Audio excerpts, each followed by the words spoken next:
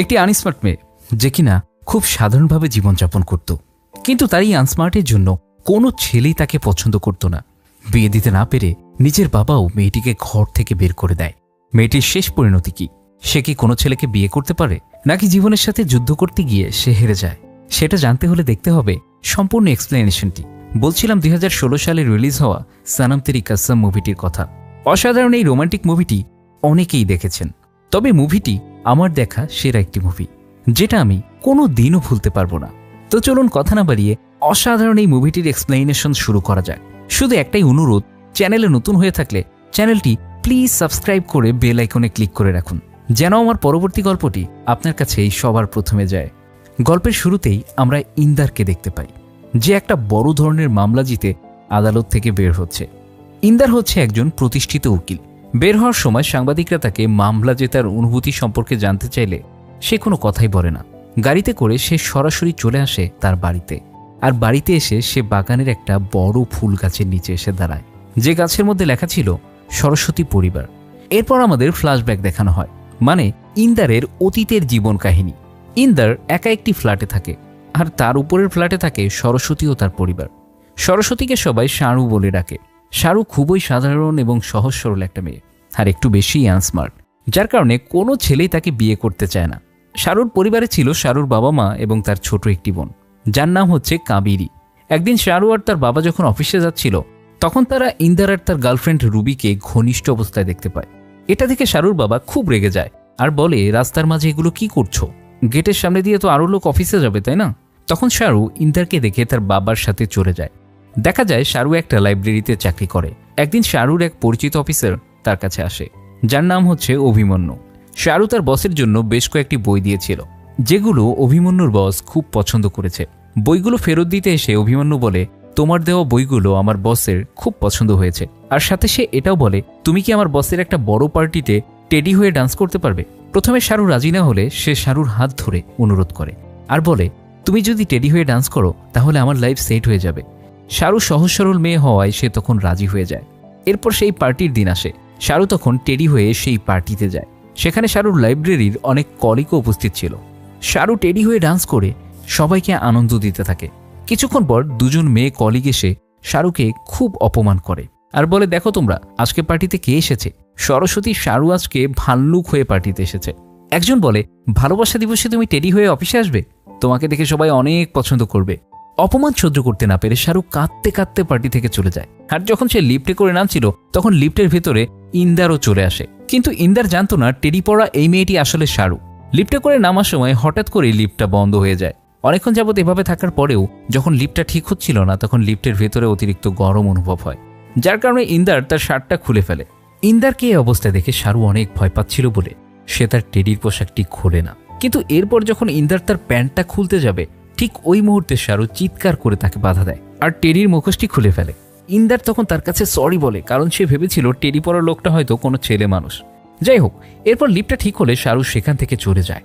এরপর একদিন ইন্দার শারুর লাইব্রেরিতে আসে বই নিতে। সে মাঝে মধ্যেই লাইব্রেরিতে আসতো, আর শারু তাকে ভালো ভালো বই দিত পড়ার জন্য। এরপর দৃশ্য চলে আসে শারুর বাড়িতে। শারুর বোন কাবেরীর সাথে তার বয়ফ্রেন্ডের বিয়ে ঠিক হয়ে আছে, কিন্তু শারুর বাবা বড় মেয়েকে বিয়ে না দিয়ে কখনো ছোট মেয়েকে বিয়ে দেবে না।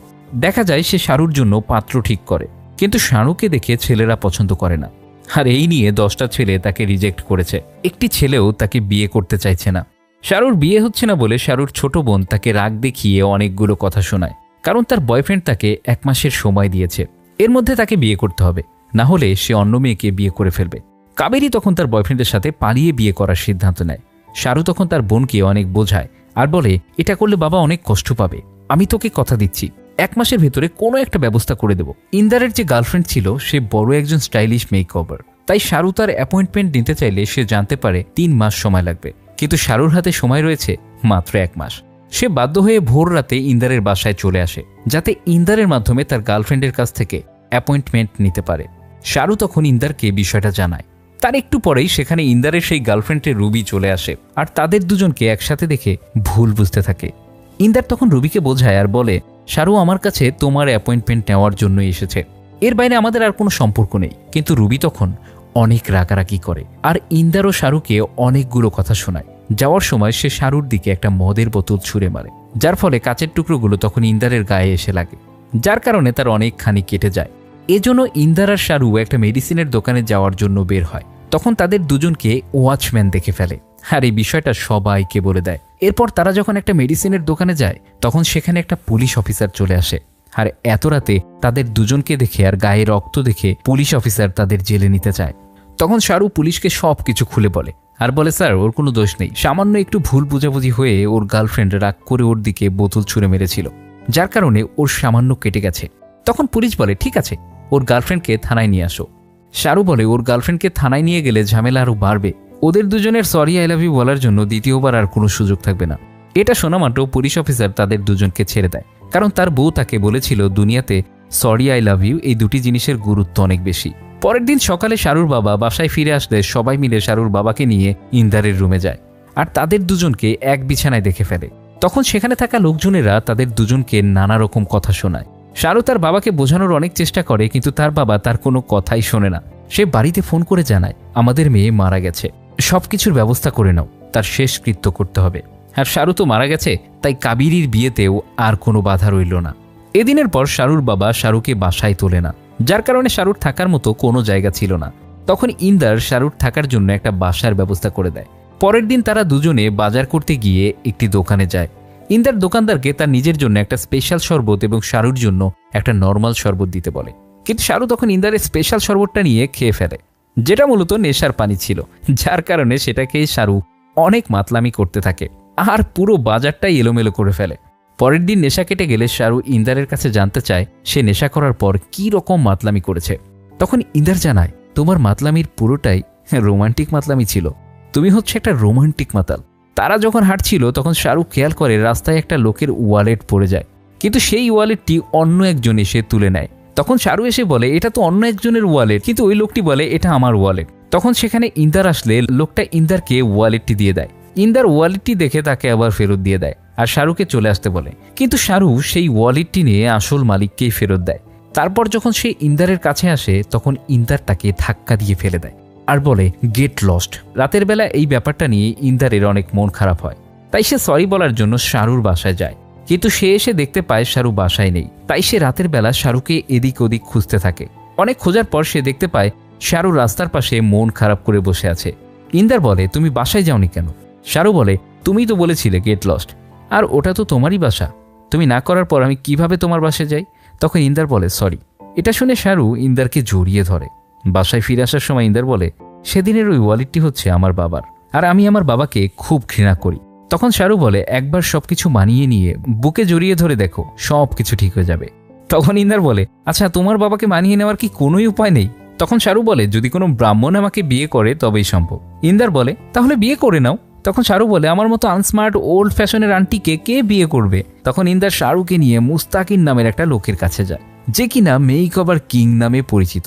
দেখা যায় কিছুদিনের মধ্যেই শাহরু খুব স্মার্ট এবং স্টাইলিশ হয়ে যায়। তখন ইন্দার বলে, এখন আর তোমাকে কেউ আনস্মার্ট ওল্ড ফ্যাশন মার্কা আন্টি বলবে না।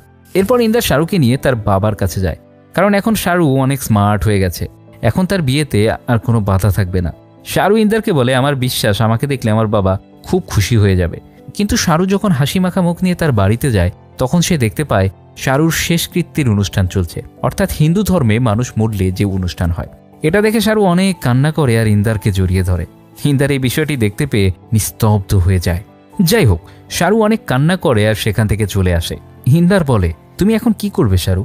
শাহরু বলে, আমি লুজার না যে আমি হাল ছেড়ে দেব, আমি নতুন এক শাহরু হয়ে অফিসে যাব, আর তুমি আমাকে যে শাহরু বানিয়েছো এই শাহরুকে দেখে যদি কেউ পছন্দ করে এবং বিয়ের প্রস্তাব দেয় তাহলে আমি ইয়েস বলে দেব, আর বিয়ের পর বাবার কাছে আশীর্বাদ নিতে আসবো। তখন আমার বাবা ঠিক আমাকে জড়িয়ে ধরে আশীর্বাদ করবে। এটা বলতে বলতে শাহরু অনেক কান্না করে। এরপর থেকে শাহরু নতুন রূপে অফিসে যায়, আর তাকে এই রূপে দেখে সবাই অবাক হয়ে যায়। আর অভিমন্যু নামের সেই অফিসার শাহরুকে এভাবে দেখতে পেয়ে খুব আনন্দিত হয়, আর একদিন সে শাহরুকে বিয়ে করার প্রস্তাব দেয়। শাহরু ও অভিমন্যুকে বিয়ে করার জন্য রাজি হয়ে যায়, কারণ অভিমন্যু ছিল ব্রাহ্মণ শাস্ত্রীর। এরপর শাহরু এই বিষয়টি ইন্দারকে জানায় আর বলে, অভিমন্যু আমাকে বিয়ে করার জন্য প্রস্তাব দিয়েছে, আমি এখন কি করব? ইন্দার শাহরুকে বিয়েটা করে ফেলতে বলে, কিন্তু ইন্দারকে দেখলে বোঝা যায় সে আসলে শাহরুকে অনেক পছন্দ করে। তারপরেও শাহরুর জন্য সে সব কিছু মেনে নেয়। এরপর বিয়ের তারিখ সামনে চলে আসে, আর বিয়ের সব কাজে ইন্দার শাহরুকে সাহায্য করে। বিয়ের দিন ইন্দার শাহরুখকে নিয়ে কোর্ট ম্যারেজ অফিসে আসে আর অভিমন্যুর জন্য অপেক্ষা করে, কিন্তু অনেক সময় অপেক্ষার পরেও অভিমন্যু সেখানে আসে না, যার কারণে ইন্দার তাকে ফোন দেয়। ফোন বন্ধ পাওয়ায় শাহরু অভিমন্যুর বাড়িতে যায়। তখন অভিমন্যু জানায় সে বিয়ে করতে পারবে না, কারণ তার বাবা মা এই বিয়েতে রাজি নয়। আর অভিমন্যুর বাবা জানায় যে মেয়ে জীবিত অবস্থায় তার সৎকার করা হয় আর যে মেয়েকে তার বাবা বাড়ি থেকে বের করে দেয় সেই মেয়েকে আমি পুত্রবধূ করতে চাই না। এটা শুনে শাহরু অনেক কষ্ট পায়। যাই হোক, এরপর শাহরু আর ইন্দার একটা হোটেলে যায়, যে হোটেলটি শাহরু আর অভিমন্যুর হানিমুনের জন্য বুক করা ছিল। সেখানে গিয়ে শাহরু বলে, দেখো আমি কত সুন্দর, কিন্তু তারপরেও কেউ আমাকে বিয়ে করতে চায় না। তখন শাহরু ইন্দারকে কাছে চায়, কিন্তু ইন্দার বলে সকালে তুমি এই বিষয়ের জন্য আমাকে ঘৃণা করবে। কিন্তু শাহরু কোনো কথাই শোনে না। সে ইন্দারকে একটা কিস করে আর তার সাথে ঘনিষ্ঠ হয়ে যায়। ইন্দারের তখন খুব খারাপ লাগে, কারণ সে এরকম কোনো কিছুই চাচ্ছিল না। সকালে ঘুম থেকে উঠে ইন্দার দেখতে পায় শাহরু তার পাশে নেই, তাই সে শাহরুকে খুঁজতে থাকে আর জানালার কাছে গিয়ে দেখে শাহরু নিচে অভিমন্যুর সাথে রয়েছে। আর শাহরু তাকে একটা মেসেজ দিয়ে বলে অভিমন্যু দেখা করতে এসেছিল, আমি বুঝতে পারছি না তোমাকে সরি বলবো না গুড বাই বলবো নাকি ধন্যবাদ দেব। শাহরুর এই মেসেজটি পড়ে ইন্দার অনেক কষ্ট পায় আর তাই সে নিজের বাসায় ফিরে আসে।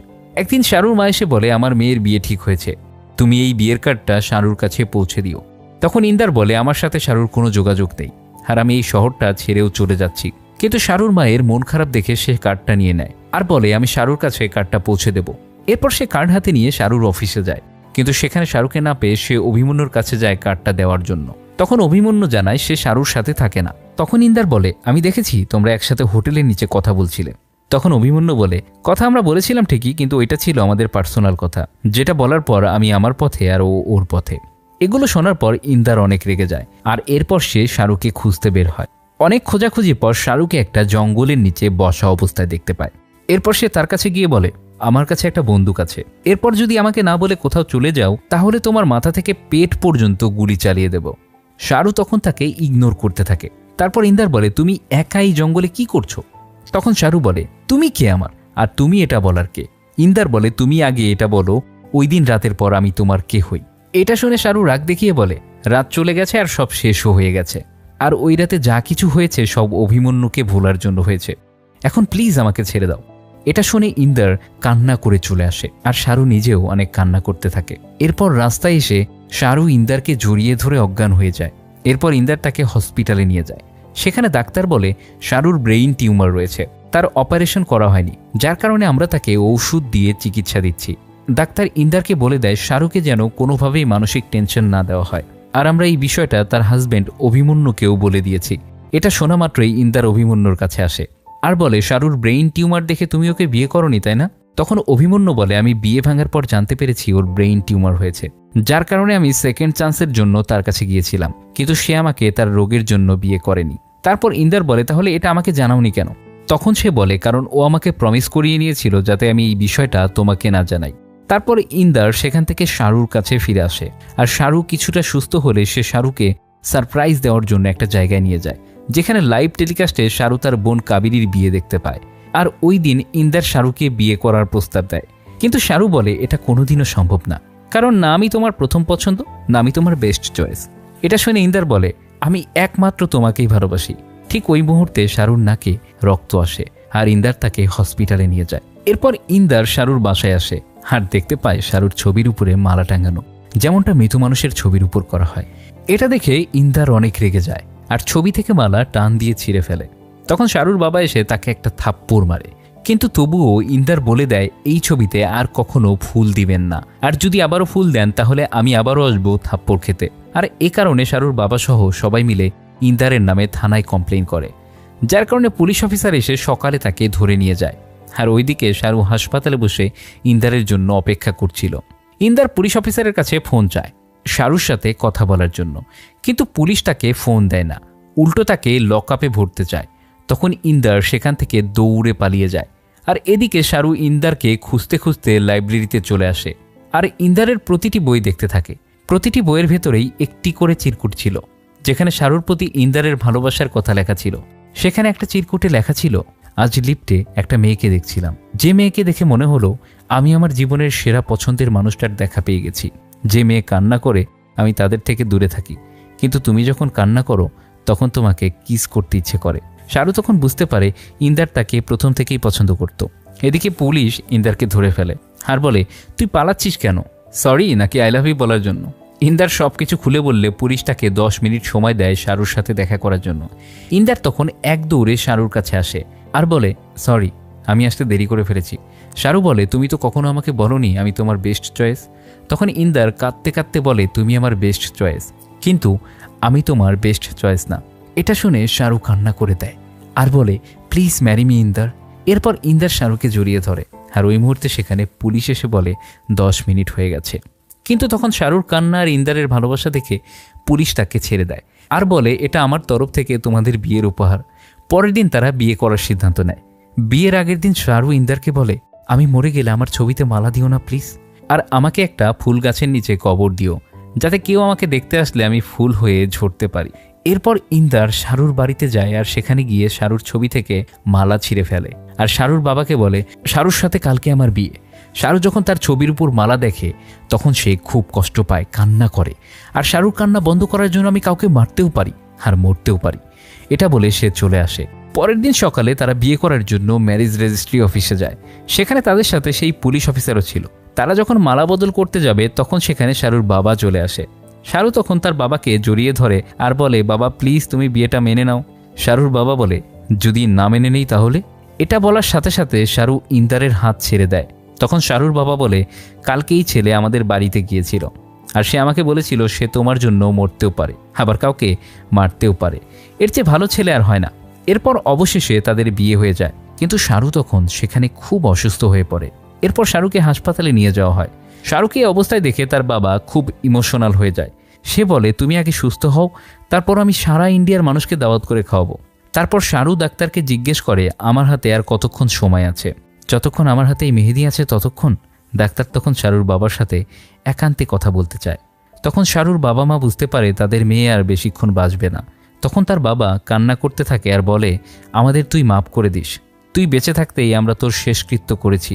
সে আরও বলে, বাবা সন্তানকে অভিশাপ দিক আর দোয়া দিক সবটাই ঈশ্বর দেখে আর মেনেও নেয়। আমি তো ভেবেছিলাম তুই ফিরে আসবি, মাপ চাইবি, আর আমি তোকে মাফ করে দেব। এসব বলতে বলতেই তার বাবা কান্না করতে থাকে। এদিকে ইন্দার যখন বাহিরে দাঁড়িয়েছিল তখন পুলিশ এসে তাকে একটা ব্যাগ দেয় আর একটা ডায়েরি বের করে বলে, এই ডায়েরির 65তম পৃষ্ঠাতে একটি শুকনো গোলাপ রয়েছে আর পেন্সিল দিয়ে একটা তারিখ লেখা আছে, 1994 থেকে 2005, যেখানে তোমার আর তোমার বাবার একটি ছবি দেওয়া আছে। এটার মানে কি? ইন্দার তখন দৌড়ে তার বাবার কাছে যায় আর বলে, বাগানের 1858 সালের সেই গাছটা কি এখনো আছে? তখন তার বাবা বলে, আছে, কিন্তু কেন? ইন্দার বলে, ওই গাছের নিচে আমার 2 কদম জমি চাই। তার বাবা বলে, এবার কাকে খুন করে এসেছো? ইন্দার তখন রাগ করে সেখান থেকে চলে আসে আর হাসপাতালে এসে শাহরুখকে বলে, তুমি আমাকে কখনো জিজ্ঞেস করোনি আমি কেন কাউকে খুন করেছিলাম? আমার বয়স যখন 13 তখন আমার দেখাশোনা করার জন্য একজন ছিল, আমি তাকে মায়ের মতো ভালোবাসতাম। কিন্তু একদিন আমার চাচা নেশা করে এসে তার রুমে ঢুকে যায়। জীবন বাঁচাতে গিয়ে তার হাতেই আমার চাচার মৃত্যু হয়। কিন্তু সেই দোষটা আমি আমার নিজের উপরে নেই, কারণ আমার বাবা একজন মস্ত বড় উকিল। তাই আমি ভাবতাম বাবা আমাকে যেভাবেই হোক বাঁচিয়ে নিয়ে আসবে, কিন্তু বাবা সেটা করেনি। সে আমাকে একা ছেড়ে দিয়েছে আর আমি এটা কখনো ভুলতে পারবো না। তখন শাহরুখ বলে, মানুষ একসাথে এই জন্যই থাকে যাতে একে অন্যকে মাফ করে দেয়। কিন্তু ইন্দার বলে, আমি তাকে কখনো ক্ষমা করতে পারবো না। তখন শাহরুখ ইন্দারকে ওয়াদা করায় যেন সে তার বাবাকে ক্ষমা করে দেয়। তারপর শাহরুখ কাঁদতে কাঁদতে ইন্দারকে বলে, আমাকে এখন বিদায় দাও। ইন্দার বলে, আমি তোমাকে কোথাও যেতে দেব না। শাহরুখ বলে, আমি তোমাকে অনেক ভালোবাসি। আর এটা বলেই শাহরুখ মারা যায়। ইন্দার তখন শাহরুখকে ধরে অনেক কান্না করে আর বের হওয়ার সময় তার বাবার সাথে দেখা হয়। তার বাবা বলে, একবার তোমাকে বাঁচাতে পারিনি, সেটা আমার জীবনের সবথেকে বড় ভুল ছিল, কিন্তু এখন আমি আমার ছেলের বউকে বাঁচাতে চাই। তখন ইন্দার জানায় শাহরুখ আর বেঁচে নেই। এটা শুনে তার বাবা অনেক কান্না করতে থাকে। শাহরুর কথা মতো ইন্দার তার বাবাকে ক্ষমা করে দেয় আর তার বাবাকে জড়িয়ে ধরে কান্না করতে থাকে। এরপর সিন চলে আসে বর্তমানে, যেখানে ইন্দার শাহরুর কবরের পাশে দাঁড়িয়ে আছে। ওই সময় গাছ থেকে অঝরে ফুল ঝরতে থাকে। ইন্দার বলে, তুমি এখন খুশি তো? তোমার স্বামী জিতে গেছে। আমি তোমাকে খুব মিস করি, প্রতিদিন মিস করি, অনেক মিস করি। আর এখানেই এই অসাধারণ মুভিটি শেষ হয়ে যায়। মুভিটি আপনাদের কাছে কেমন লাগলো সেটি অবশ্যই কমেন্টস করে জানাবেন। আর চ্যানেলে নতুন হয়ে থাকলে সাবস্ক্রাইব করে রাখবেন পরবর্তী মুভির এক্সপ্লেইন পাওয়ার জন্য। আজকের মতো এ পর্যন্তই, দেখা হবে নতুন কোনো গল্প নিয়ে।